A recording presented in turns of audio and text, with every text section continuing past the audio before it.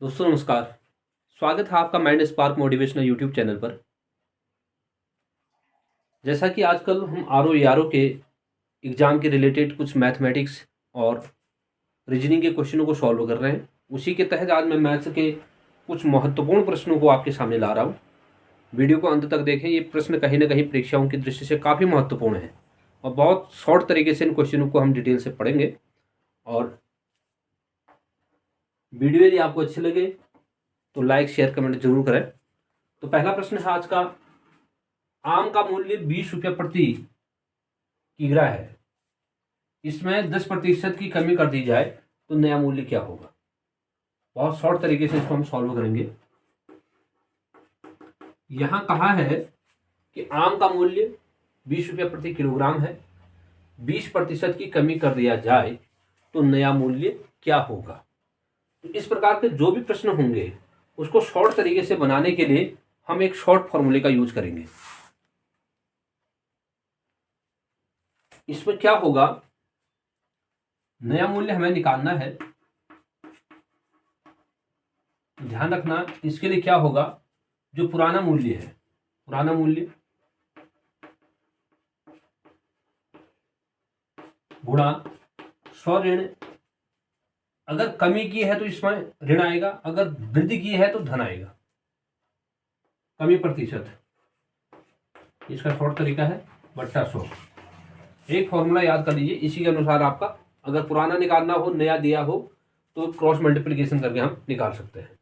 तो नया मूल्य बराबर क्या जाएगा, पुराना मूल्य कितना है 20 रुपया गुणा 100 ऋण, कमी कितने की हुई है 10 की हुई है, बट्टा 100।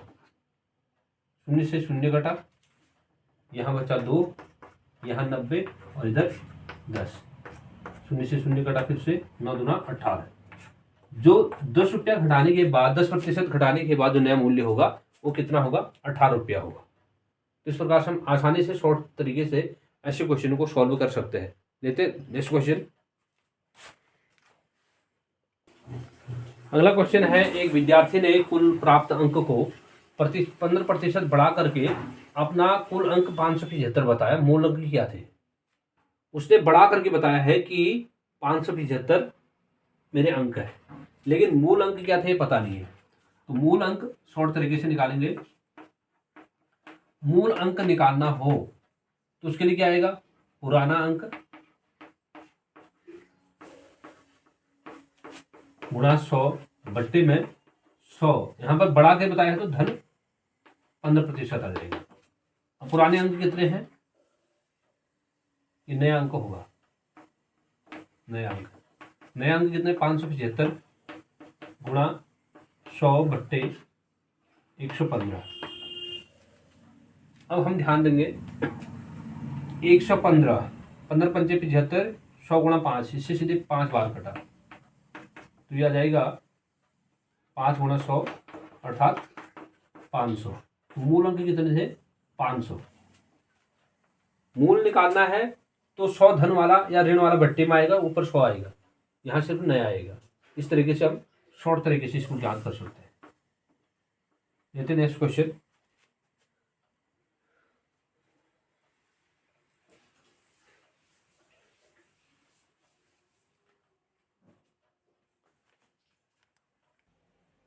अगला क्वेश्चन है, एक व्यक्ति अपने मासिक वेतन को 20% कम बता करके 6,000 रुपया बताता है, तो उसका मूल वेतन क्या होगा। पहले की तरह ही बनाएंगे। मूल वेतन बराबर हो जाएगा नया वेतन गुणा 100 बट्टे 100 धन। अब यहाँ पर वृद्धि हुई है, कम बता रहा है तो ऋण 20%, प्रतिशत से इसको हटा देंगे। नया वेतन बता रहा है 6,000,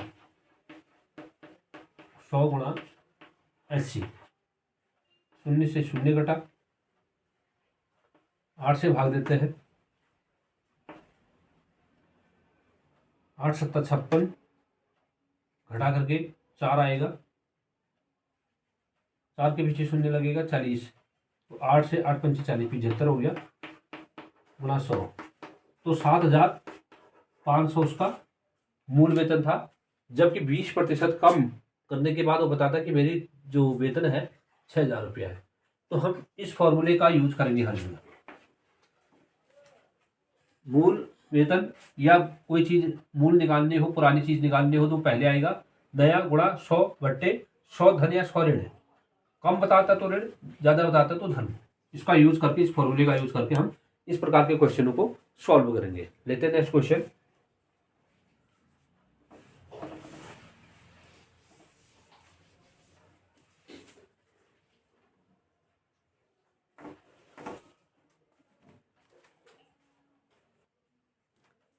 अगला प्रश्न है क्वेश्चन नंबर 4। ए का वेतन बी के वेतन से 20% कम है तथा बी का वेतन सी के वेतन से 25% अधिक है। यदि सी का वेतन 20,000 है तो ए का वेतन क्या होगा? देखिए, इस प्रश्न में हमें वेतन किसका पता है? सी का। सी का संबंध किसके साथ है? बी के साथ है। बी का वेतन सी के वेतन से 25% अधिक है, तब सी का वेतन कितना हो रहा है? 20,000। तो सबसे पहले हम बी का वेतन निकालेंगे। बी का वेतन, और ये बोल रहा है कि सी से 25% अधिक है, यानी नया वेतन निकलेगा। तो सी का वेतन 100 धन 25/100। ठीक। बी का वेतन जो है, नया वेतन निकलेगा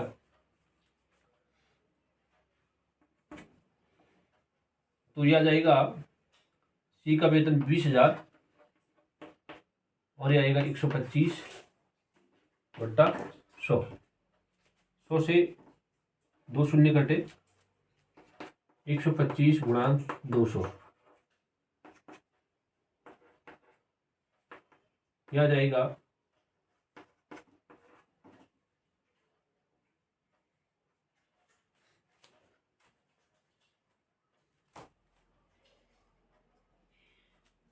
15,000।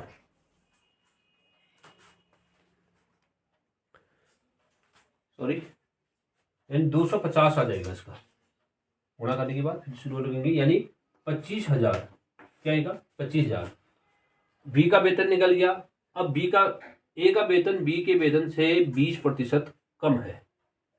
अब निकालेंगे हम ए का वेतन। ए का वेतन बराबर बी का वेतन। बी का वेतन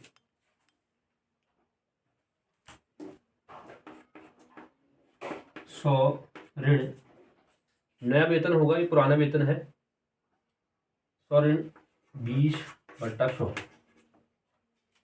इसमें आ रहा कि नहीं आ रहा है? ऊपर लेना पड़ेगा।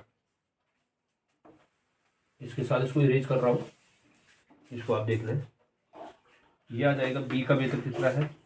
25,000। इसकी बात यहाँ देना, 25,000 गुणा 80/100। 2 शून्य कटे, 250 गुणा 80। तो यह आ जाएगा 0 0 2 शून्य जोड़ के 25 को 100 200, 8 पंचे 40 की 0, 8 दूना 16, 16 4 20। ए का जो वेतन होगा वो होगा 20,000। तो इस प्रकार से एक का कनेक्शन दूसरे के साथ था, यानी पहले हमें निकालना था बी का वेतन, फिर निकलेगा ए, क्योंकि ए और सी आपस में एक दूसरे से जुड़े थे इस शर्त के अनुसार। लेते हैं नेक्स्ट क्वेश्चन। दोस्तों, अगला क्वेश्चन बहुत महत्वपूर्ण है।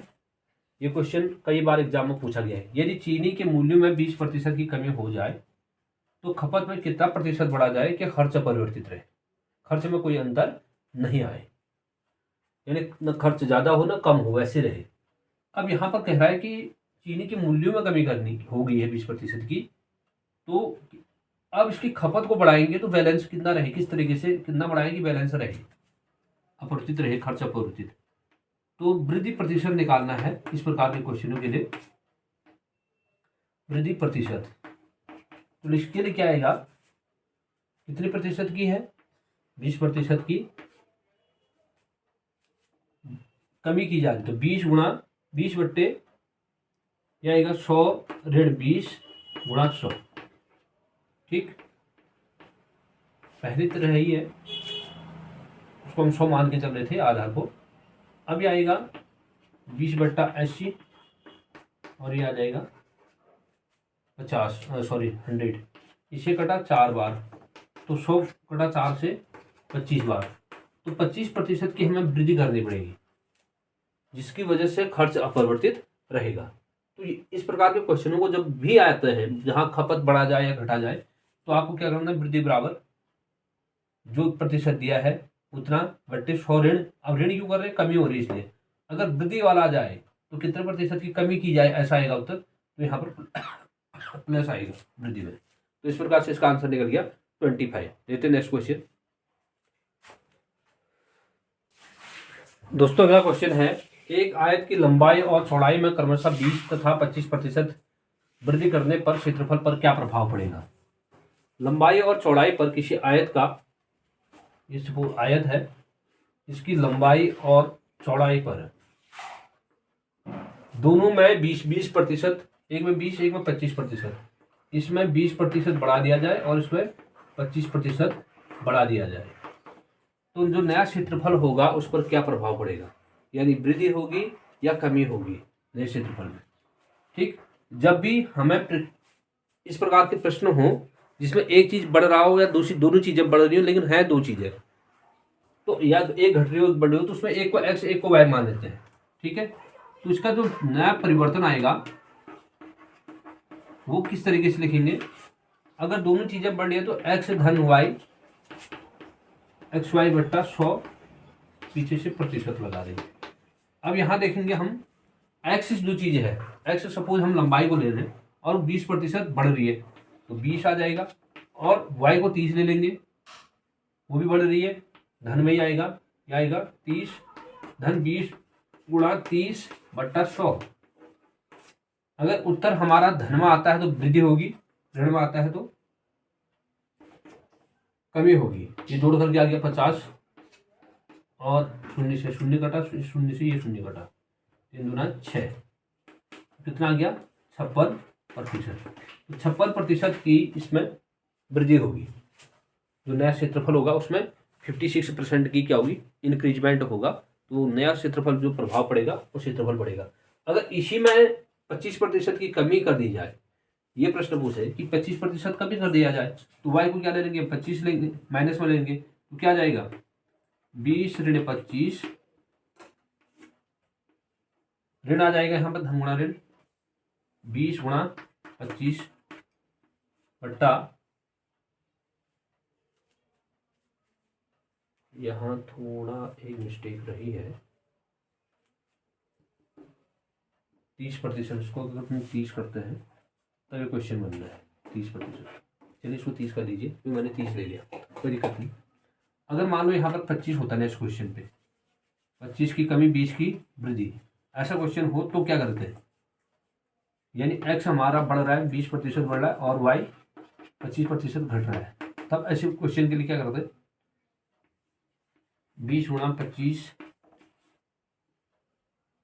ये माइनस में आएगा बट्टा 100, और ये घट करके कितना आ रहा है -5, -5, 0 से 0 कैंसिल, 2 से 5 टाइम और 5 से 5 टाइम, -5 आ गया,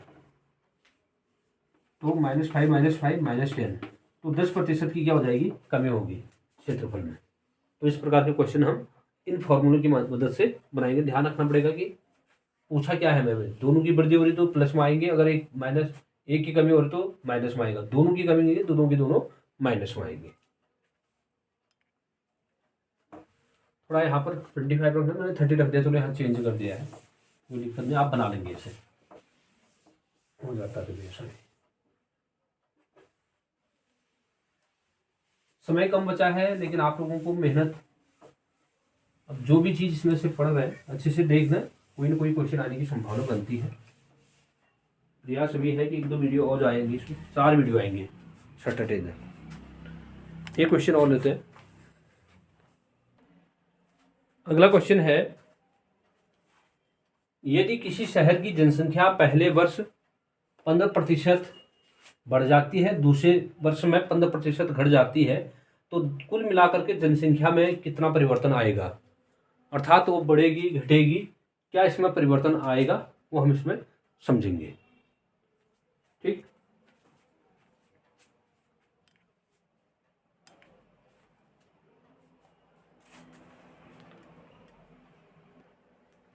अब देखिए, इसको बनाने का जो तरीका है मैंने भी बताया कि परिवर्तन क्या आएगा। परिवर्तन, पहले वाले को x मान लेते हैं, दूसरे वाले को y मानते हैं। अब यहाँ पहले पे 15 है, सूत्र ये लगाना है, कंफ्यूजन नहीं होना है। पहला कितना था? x 15 था, दूसरा y घट रही है तो -15, धन 15 गुणा -15 बट्टा 100। ठीक, 15 से 15 कट गया और धन ऋण ऋण आ गया, 15 गुणा 15 बट्टा 100, अर्थात 15 पंचे 125, 225 बट्टा 100। यहाँ आएगा ऋण में, पीछे से प्रतिशत आ जाएगा, भाग दे देंगे ऋण 2.25%। माइनस है, कमी होगी। ध्यान रखना हमेशा जहां पर सेम राशि बढ़ रही है, सेम राशि घट रही है, तो हमेशा उसमें कमी होगी। लेकिन इसको शॉर्ट तरीके से जब हम बनाते हैं तो क्या लिखते हैं, पहला और घटना और बढ़ना दोनों बराबर हैं, तो उसके लिए क्या करेंगे, x² / 100 करेंगे और वो भी कमी रहेगी, क्योंकि पहले कट जाते हैं, इसलिए सीधे सीधे x², x की जगह x, y की जगह भी अगर x रखो दोनों बराबर तो x² हो जाएगा। लेकिन आंसर किसमें आएगा? माइनस में आएगा। इस वजह से ये जो मान आता है हमेशा क्या होती है, इसमें कमी होती है। ये प्रश्न कई बार एग्जामों में पूछा गया है, कई एग्जामों में इनमें पूछा गया है, अलग अलग एग्जामों में, तो उसमें कमी ही होगी। सेम राशि अगर होती है तो x²/100 इसको फॉर्मूला लगाते हैं। लेते हैं नेक्स्ट क्वेश्चन। अगला क्वेश्चन घात और करणी से संबंधित है। यदि 64 की घात 2x और 256 की घात x-1 है तो x का मान क्या होगा? देखिए यहाँ पर क्वेश्चन दिया है 64 की पावर 2x, 256 की पावर x-1। तो जब भी इस प्रकार के क्वेश्चन होते हैं तो उनके बेस को समान करेंगे हम। बेस समान कैसे होगा? पहले इसका गुणनखंड कर लेते हैं। 64 के गुणनखंड 2 से 32, 2 से 16, 2 से 8 बार, 2 से 4 बार, 2 से 2 और 2 से 1, अर्थात 1 2 3 4 5 6, 2 दूना 4, 2 दूना 8, 2 दूना 16, 2 दूना 32, 2 दूना 64, यानी 2 की घात 6 इसको लिखा जा सकता है। बाहर से 2x, फिर से 256 का करते हैं। 2 से भाग देंगे 1 बार, 2 बार, 8, 128 आ गया। फिर 2 से 64,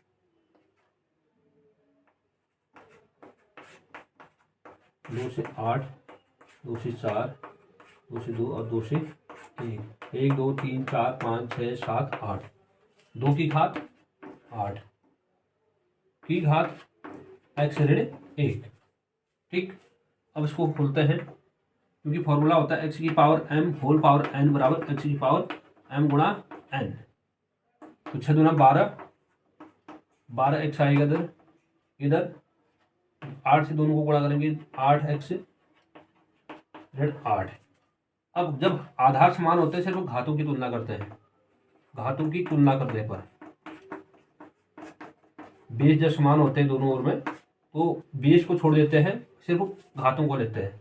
12x बराबर 8x ऋण 8, इसको इधर लेके आएंगे। 12x ऋण 8 बराबर 8 ऋण 8, और एक घटा के आ गया 4x, 4x बराबर ऋण 8, और इधर लिख रहे हैं इसको x बराबर ऋण 8/4, अर्थात ये आ जाएगा ऋण 2। इसका जो मान होगा x का वो क्या होगा? ऋण 2 होगा।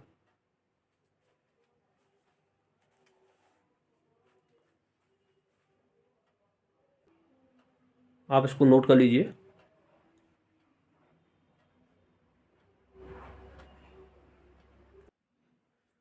दोस्तों इसको एक दो तरीके से बनाएंगे, एक शॉर्ट तरीका है, एक इसकी जो बेसिक मेथड है। बहुत आसान सा क्वेश्चन है। वर्गमूल 7 वर्गमूल 7 वर्गमूल 7 का मान क्या होगा? किसी भी संख्या वर्गमूल में हो तो उसका मान घात में 1/2 होती है। अब देखिए इसको वर्गमूल 7 वर्गमूल 7 वर्गमूल 7 है, अंदर से बाहर की ओर आएंगे। इसको लिख सकते हैं 7 की घात 1/2, ये भी 1/2 होगी। अगली बार में यह आ जाएगा 7 की घात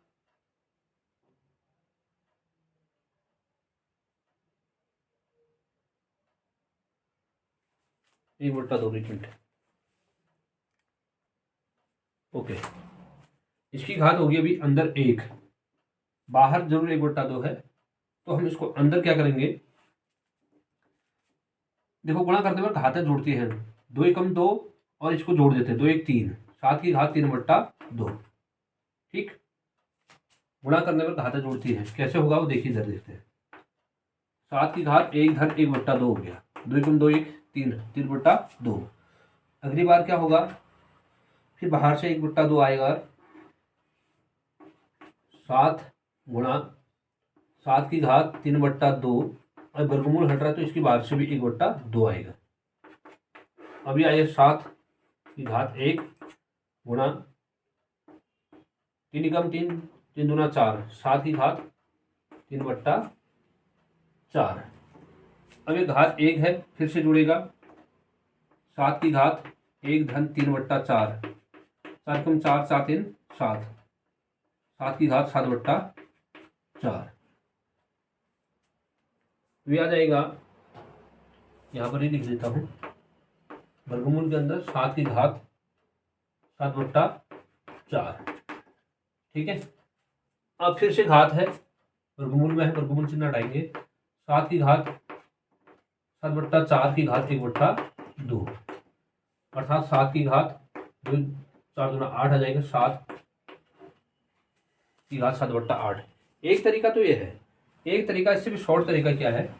आधार हम सेम देख रहे हैं, लगातार करणी चिन्ह है, तो इसको तो मानेंगे x। इसमें क्या होता है? x ऋण x की घात 1 ऋण 1/2 की घात n। अब n का मतलब है कितनी बार रिपीट हो रहा है, 1 2 3। शॉर्ट तरीका है, यहां रखेंगे 7 घात में 1 ऋण 1/2 की घात, यह आ जाएगा 3। ठीक, 7 की घात 1 ऋण 1/3, 2 की घात 3 का मतलब है 2 गुणा 2 गुणा 2, अर्थात 1/8 आ जाएगा। एक की घात कितना भी करो उतना ही रहेगा। अभी घात को सॉल्व करेंगे, ये नीचे से 7 नहीं है, यह आ जाएगा 7, 8 एकम 8, 8 में से 1 कम कर देंगे /8, अर्थात 7 की घात 7/8। बस, ये इसका शॉर्ट तरीका है, एक घात रूप में है, 8 है इधर, तो ये है शॉर्ट तरीका, ये फॉर्मूला। यानी x उसको मानेंगे जो संख्या हमें दी है, और 1/2 की घात n जितनी बार रिपीट होता है वो संख्या ले लेंगे। ये क्वेश्चन आपके लिए रखेंगे, अभी कमेंट बॉक्स में आप इसके आंसर जरूर दें।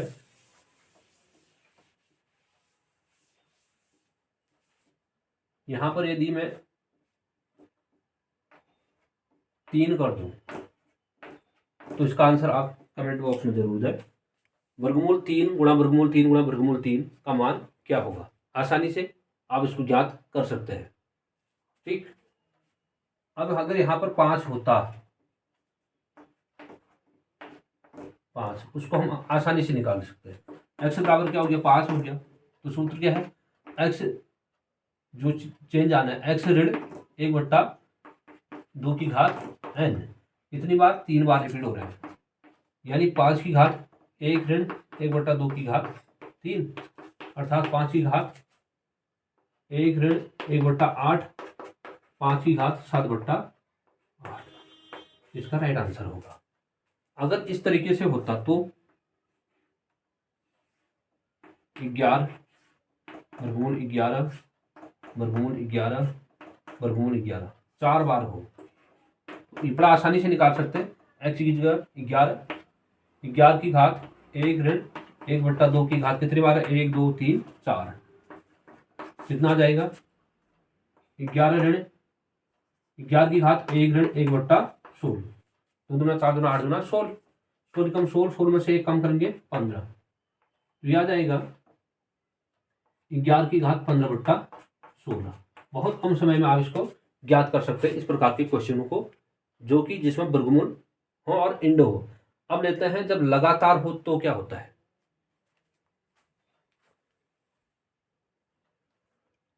अगला प्रश्न है, पहले तो क्या था, फिक्स थे, अब ये डॉट डॉट डॉट का मतलब ये खत्म ही नहीं हो रहे, लगातार है। तो ऐसे में मान क्या होगा? मान लीजिए इसको हम पूरे को x मान लेते हैं। वर्गमूल 5 वर्गमूल 5 वर्गमूल 5 और वर्गमूल 5 डॉट डॉट बराबर x ले लिया। इतने बराबर हमने क्या ले लिया? x।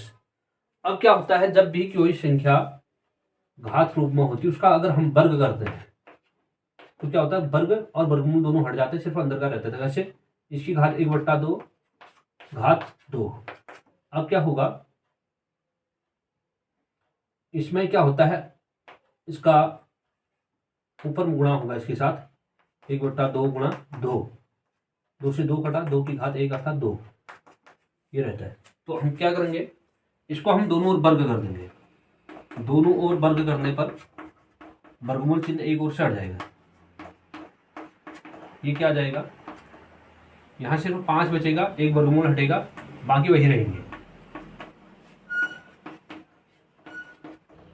डॉट डॉट इसका मतलब और भी है, इसको आप 4 बार 5 बार में भी लिख सकते हैं। यह आ जाएगा x वर्ग।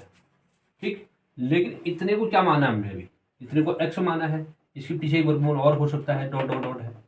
ये आ जाएगा फिर से x, 5x बराबर है x वर्ग। ठीक, अब हम 5 बराबर इस x को दड़े चले, x स्क्वायर बटे x, x से x कटा, सिर्फ x बचा। तो इस प्रकार से x बराबर क्या निकल गया, सिर्फ 5। इसका मान क्या होगा, सिर्फ 5 होगा। ठीक, अब इससे ये पता चला है कितने बार भी हो इसका मान हमेशा क्या होगा, जो अंदर है वही संख्या होगी, 5 ही। अगर यहाँ वर्गमूल 7 7 7 7 होता तो इसका जो फाइनल मान आता है सिर्फ 7 आता। 11 11 11 तो वही संख्या आती है। कहने का तात्पर्य है कभी कभी इतना बेसिक क्वेश्चन भी पूछ देते हैं और हम सोचते हैं बड़ा कंफ्यूजन है। कुछ नहीं, बस लगातार देखते हो, सीधे सोचो जो यहाँ अंक है वही इसका आंसर है। आप इतना फाइनल न करने की कोई जरूरत ही नहीं है, सीधे सीधे इसका आंसर वही होगा जो अंदर होगा।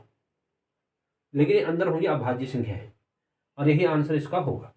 ठीक, अगर ये इंड वाला होता है, यही पर इसका टर्म इंड हो जाता है, तो उसके लिए फॉर्मूला वही आता है, x की पावर -1 ओवर 1/2 की पावर n। n का मतलब यहाँ पर क्या है, जितनी संख्याएं हो रही हैं। लेकिन ये रिपीट नहीं होगा, फिर तब ऐसा नहीं होगा। लेकिन अभी तो ये रिपीट वाला क्वेश्चन है। देखते हैं नेक्स्ट क्वेश्चन एक। दोस्तों ऐसे क्वेश्चनों की संभावना बनती, कभी कभी बेसिक क्वेश्चन भी पूछा जाता है। मैंने कल एक वीडियो में आपको बताया था कि जो पेपर सेटर होते हैं 50% तो वो कोर्स 50 से 40 के बीच में तो वो क्वेश्चनों को शामिल किया जाता है परसेंट में, जो लगभग सभी को आते हैं, बेसिक क्वेश्चन जिसमें होते हैं। अगर हम बेसिक ही गलत कर रहे तो फिर सफलता की तो कोई चांस ही नहीं बनता है। बेसिक में कोई गलती नहीं होनी चाहिए, यानी हमारा बेस क्लियर होना चाहिए। ये मेरा मानना है कि अगर आप बेस क्लियर है तो ये वाले जो क्वेश्चन हो बनेंगे, उसके बाद के जो क्वेश्चन है हमारी जो प्रैक्टिस होनी चाहिए उन क्वेश्चनों के लिए होनी चाहिए जो परीक्षा की दृष्टि से विनरों की पहचान करता है। ये क्वेश्चन विनर की पहचान नहीं करता है। इसको कोई गलती कर रहा है तो सीधे सीधे उस परीक्षा से बाहर है वो। ये मान के चलो बेसिक क्वेश्चन ही गलत कर रहा है तो हार्ड क्वेश्चन कहाँ से कर पाएगा। तो बेसिक क्वेश्चन गलत नहीं होनी चाहिए। लेते हैं नेक्स्ट क्वेश्चन। दोस्तों नेक्स्ट क्वेश्चन है, बहुत महत्वपूर्ण क्वेश्चन है। देखिए इसका सोल्यूशन, बस थोड़ा सा आपको दिमाग लगाना है कैसे बनाना है इस क्वेश्चन को। देखिए जब भी इस प्रकार के क्वेश्चन होते हैं हम अंदर से शुरू करते हैं। लास्ट नंबर किसी न किसी का क्या होगा, स्क्वायर रूट होगा इसका नंबर, किसी न किसी का स्क्वायर होगा तो इसका स्क्वायर रूट निकलेगा। अब देखेंगे इसको क्या करेंगे, इसको तो एजिट लिखेंगे पहले,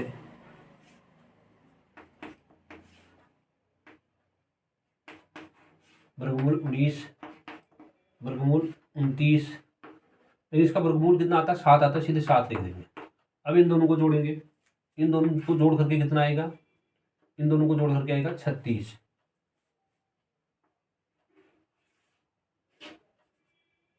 पाँच धन वर्गमूल 11 धन 19।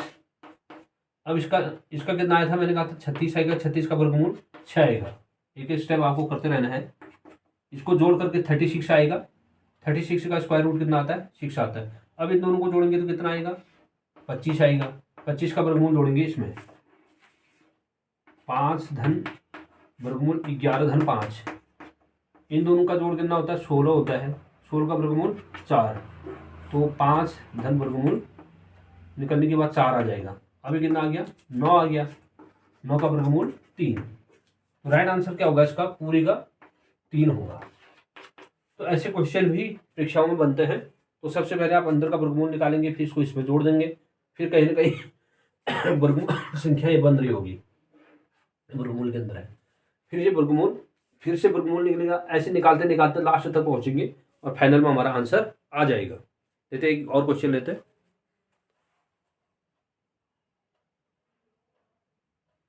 दोस्तों अगला क्वेश्चन है, बहुत प्यारा सा क्वेश्चन है, जैसे हमने पहले बनाया था। तो सबसे पहले क्या करेंगे, हम अंदर वाले को सॉल्व करेंगे। इसका मान आ जाएगा 13। 13 का वर्ग होता है 169, इसका वर्गमूल 13 आ जाएगा। तो अंदर क्या लिखेंगे हम, 8 धन वर्गमूल 57 धन वर्गमूल 38 धन 108 धन 11। 108 और 11 सॉरी 13 आएगा यहाँ। इसको जोड़ने के बाद आ जाएगा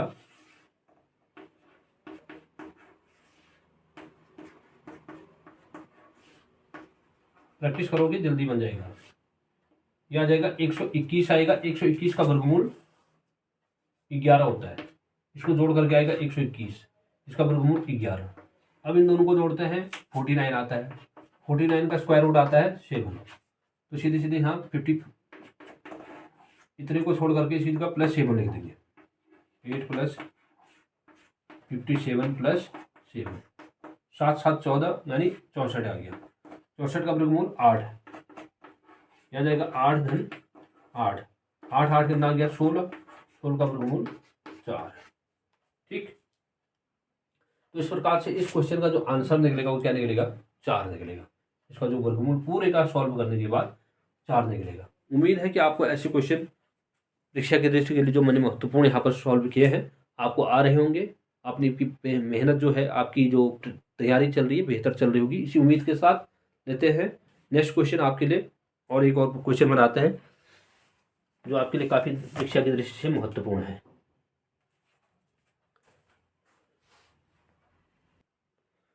दोस्तों ये महत्वपूर्ण क्वेश्चन आपके लिए, देखिए यहाँ पर हमें वर्गमूल 30 धन वर्गमूल 30 धन वर्गमूल 30 डॉट डॉट डॉट इन्फिनेटिव है।